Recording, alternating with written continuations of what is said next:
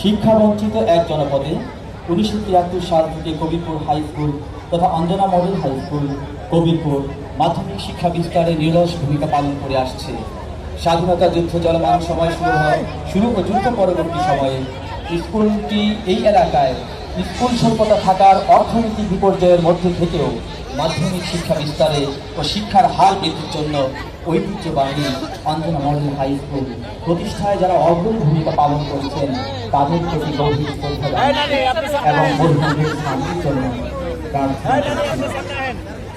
অনুষ্ঠানে 750-এর অধিক নিয়োজিত হয়েছে। বর্তমান শিক্ষার্থী 168 জন। প্রতিষ্ঠাকালীন ব্যক্তিগত কমিটি ও শিক্ষক সহ সর্বমোট প্রায় 3000 ব্যক্তি অংশগ্রহণ করেছে।